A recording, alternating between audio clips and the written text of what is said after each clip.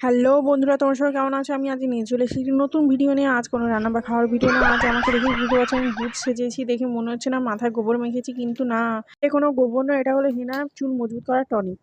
তো মাথায় প্রচুর চুল উঠছে, যেখানেই আছে সেখানেই চুল পড়ছে। তো চুলের বদলে যদি পয়সা পড়তো তাও নিজেকে ভাগ্যবান মনে করতাম।